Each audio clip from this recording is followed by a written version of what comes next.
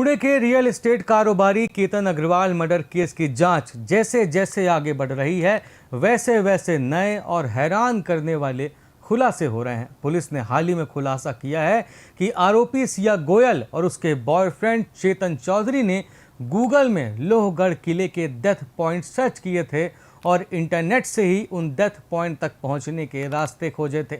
इन दोनों ने अपने फ़ोन में डेथ पॉइंट और जहर देकर कैसे मारें ताकि पुलिस को शक न हो जैसे सवाल सर्च किए थे। पकड़े जाने पर पुलिस के सवालों के क्या जवाब देने हैं ये भी खोजा गया था। कौन कौन से व्हाट्सएप मैसेज डिलीट करना चाहिए ये भी सर्च किया गया था। इस बीच मामले की जांच कर रही पुणे पुलिस की एक टीम रविवार की सुबह 6:30 बजे घटना का सीन रिक्रिएट करने के लिए लोहगढ़ किले में गई। दोनों आरोपियों को भी क्राइम सीन में ले जाया गया। करीब 2.5 घंटे तक किले के ऊपर जांच चलती रही, जिसकी जानकारी पुणे ग्रामीण एसपी संदीप सिंह गिल ने दी है। देखिए, लोहगढ़ किले के ऊपर जहाँ पे वो घटना हुई थी उस घटना पे एक डमी सीन क्रिएट करके वहाँ पे एक्यूज को ले जाया गया है। किस रूट से जाके कहाँ बैठे और क्या क्या प्रोसेस घड़ी और घटना कैसे घड़ी उसको रिक्रिएट किया गया है, उसमें एक्यूज ने बता दिया है। Thank you. डीजीपी गगन तोम्पे ने बताया कि पुलिस ने किले की दीवार में डमी रखकर उसे खाई में गिराकर भी देखा है। आज सुबह सिया ने बताया, जैसे हम उसको वहाँ पे लेके आए और सीन रिक्रिएशन हो गया है। सिया ने बताया क्या क्या हुआ था, उस हिसाब से हमने सीन रिक्रिएट किया। और सीन रिक्रिएट करने के लिए सिया थी, लेकिन जो विक्टिम है जिसकी डेथ हो गई है उसे रिक्रिएट करने के लिए क्या प्रोसेस किया गया था? उसके लिए हमने उसी वेट का एक स्टैचू बनाया था, उसको हमने किया हुआ।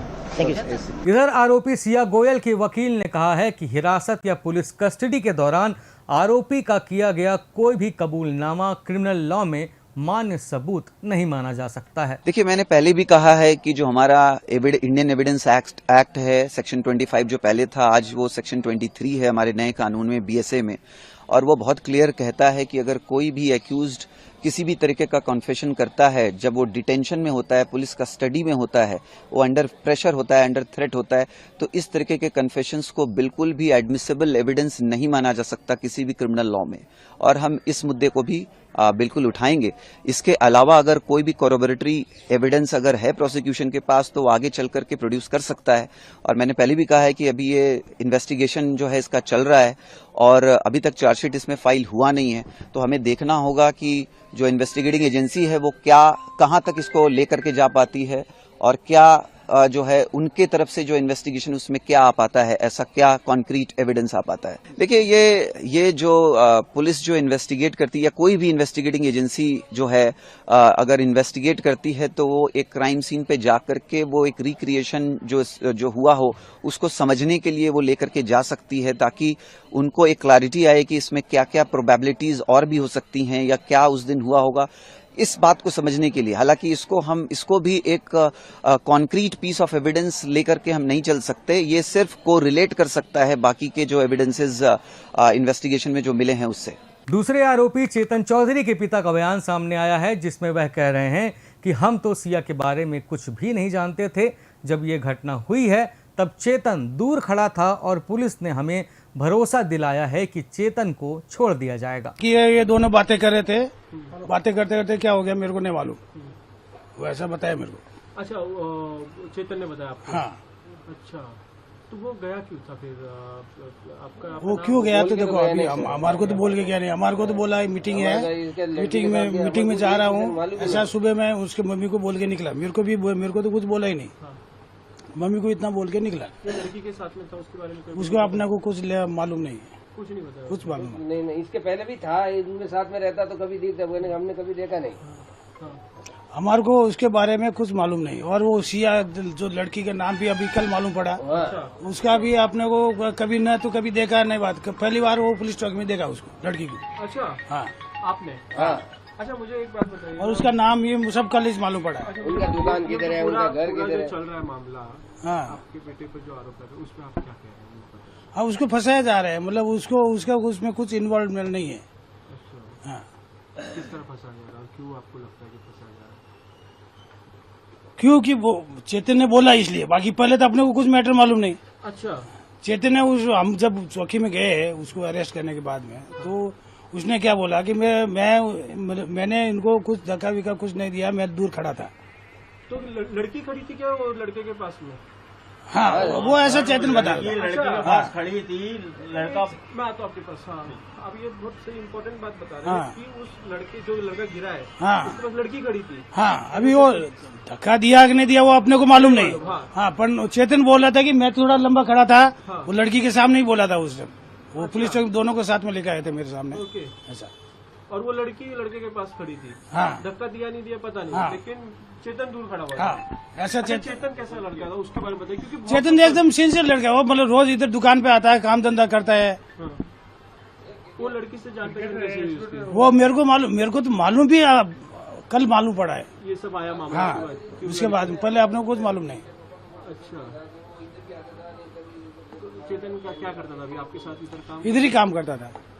उस लड़की को आपने कभी भी नहीं देखा? नहीं देखा, नहीं उनके माँ बाप का किधर दुकान वो भी मालूम नहीं। अभी आप क्या चाहते हैं, आप क्या मांग है फिर? अभी जब इतना सब हो रहा है तो आप क्या चाहते हैं, क्या मांग रहे हैं, आप क्या चाहते बस मांग अपना यही है कि चेतन निर्दोष है, वो छूटना चाहिए बस। हैं? आपको क्या लगता है अगर चेतन निर्दोष है तो वो लड़की फॉल्ट में है? क्योंकि वो 2 लोग तो थे वहाँ पर। वो लड़की फॉल्ट में है या नहीं ये हमारे को तो मालूम ही नहीं इस केस के बारे में। हमारे को मालूम कब पड़ा, जब पुलिस चौकी में गए। जब अच्छा। उसके पहले अपने को मालूम ही नहीं ना। जब रात को चेतन को घर से लेके गए उस टाइम मैंने पुलिस को बहुत पूछने की कोशिश की, उन्होंने हमारे को बताया ना कि ये मैटर है करके। मैं रात को भी चौकी में जाके आया 2 बजे 2:30 बजे, तो उन्होंने बताया नहीं। बोले सुबह में आ जाओ 10 साढ़े 10 बजे आपको बताते हैं। तो हम फिर सुबह में मैं और मेरा एक दोस्त और मेरी लड़की गई साथ में। फिर उन्होंने मेरे को एकांत में लेके हमारे को धीरे से बताया कि मर्डर केस है। बोला मर्डर केस, बोला हमारा लड़का तो ऐसा कर नहीं सकता। पुलिस ने क्या बोला आप लोगों को? कुछ बताया था पुलिस वाले ने जब उसको लेके गई तब? हमारे को बोला कि कुछ नहीं, फ्रॉड का केस है, 2 घंटे में आपको बच्चे को छोड़ देंगे। क्राइम सीन रिक्रिएट करने से पहले शनिवार को पुलिस ने सिया गोयल के माता पिता और भाई से करीब 12 घंटे तक पूछताछ की है। पुलिस ने आरोपी चेतन चौधरी की बाइक भी जब्त की है, जिससे वह लोहगढ़ किला पहुंचा था। इसके अलावा चेतन की हुडी, हेडफोन और अन्य सामान भी जब्त किए गए हैं। सभी को फॉरेंसिक जांच के लिए भेजा गया है। सिया और चेतन का नया वीडियो भी सामने आया है। इसमें दोनों महाराष्ट्र क्रिकेट लीग का मैच देखते नजर आ रहे हैं। हालांकि ये वीडियो कब का है इसकी आधिकारिक जानकारी अभी सामने नहीं आई है। वहीं पुलिस की पूछताछ में सिया के भाई साहिल ने खुलासा किया है कि सिया चेतन की मुलाकात क्रिकेट मैच के दौरान हुई थी। इसके बाद एक दोस्त के घर दिवाली की पूजा में भी दोनों मिले थे और साहिल भी चेतन को पहले से जानता है। वहीं बीते दिन अग्रवाल परिवार ने केतन को श्रद्धांजलि देने के लिए कैंडल मार्च निकाला। उन्होंने आरोपियों को कड़ी सजा देने की मांग उठाई है। अब सभी की निगाहें पुलिस की जांच और चार्जशीट पर टिकी है, क्योंकि यही तय करेगी कि जांच एजेंसी के पास आरोपियों के खिलाफ कितने मजबूत सबूत हैं। अगर पुलिस वैज्ञानिक और डिजिटल एविडेंस की मजबूत कड़ी अदालत के सामने पेश करने में सफल रहती है तो ये केस एक अहम मुकाम तक पहुंच सकता है। वहीं केतन अग्रवाल के परिवार को अब इंसाफ का इंतजार है, जबकि पूरे देश की नज़र इस हाई प्रोफाइल मर्डर केस के अगले खुलासे पर टिकी हुई है। शब्द सांची इस मामले से जुड़े अहम अपडेट्स आप तक पहुंचाने का काम करता रहेगा।